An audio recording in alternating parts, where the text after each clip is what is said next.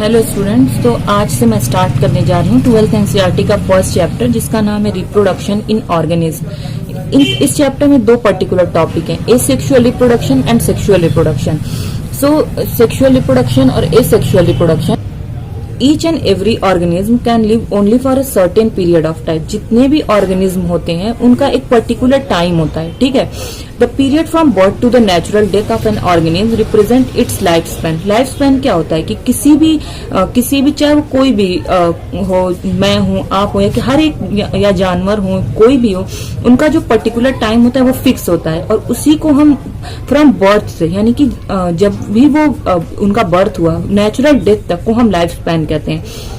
Lifespan of a few organisms are given 1.1. Several other organisms are drawn for which you should find out their lifespans and write in the spaces provided. यहाँ पे क्या रहा है कि life span of few organism are given in 1.1 में कुछ life span दिए हुए हैं। Several other organism are drawn for which you should find out their life span and write. मतलब पीछे कुछ चीजें दी हुई है जिसका लाइफ स्पैन आपको लिखना है, जो कि स्पेस आपको प्रोवाइड कर दिए गए हैं। यहाँ पे मैं एनसीईआरटी की एक एक लाइन को पढ़ के बता रही हूँ। हर कोई कहता है एनसीईआरटी इंपॉर्टेंट है नीट पॉइंट ऑफ व्यू से या इस, लेकिन आज मैं आपको सारा एक एक पॉइंट बिल्कुल क्लियर करके बता रही हूँ और जो चीज जो डिफिकल्ट मीनिंग है उसको मैंने लिख भी दिया है, उसको आप लिख लीजिएगा। Examine the life span of organism represent in the figure 1.1 is not it both interesting and interviewing to note that it may be as short as a few days और as long as a few thousand years. देखें क्या करना है कि 1.1 में जो आपको दिए गए हैं, बहुत सारी चीजें दी गई हैं।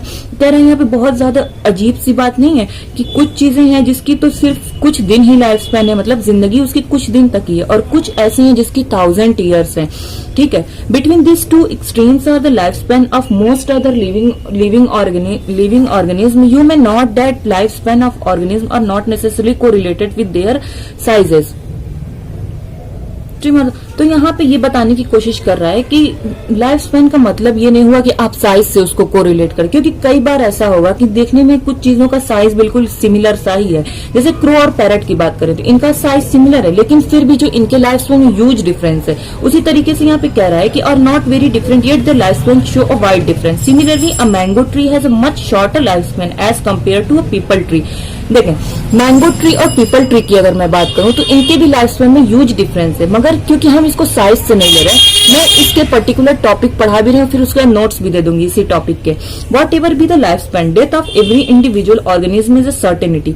लाइफ स्पैन चाहे कुछ भी हो, डेथ जो है वो निश्चित है, चाहे कोई भी हो। That is no individual is immortal except single cell organism. सबको मरना है, सबकी जो है एक पर्टिकुलर टाइम के बाद मौत निश्चित है, लेकिन सिर्फ किसको छोड़ के, सिंगल सेल ऑर्गेनिज्म को छोड़। क्यों?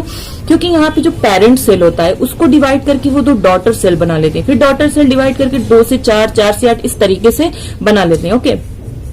उसके बाद कह रहा है कि given this reality have you ever wondered how vast number of plant and animal species have existed on earth for several thousand of years. There must be some process in living organism that ensure this continuity. इतना सब कुछ जानने के बाद भी कि हाँ एक टाइम के बाद सब मर जाते हैं, उसके बाद भी यहाँ पे जो अर्थ पे वो कॉन्टिन्यूटी बनी हुई है। किस वजह से बनी हुई है? जीवों की तरह तरह के जीव जंतु और पेड़ पौधे सब कुछ है, क्यों बनी हुई है? Because of reproduction, okay. Something that we take for granted, जिसको हम बहुत ही टेक फॉर ग्रांटेड लेते हैं, और यही है रिप्रोडक्शन।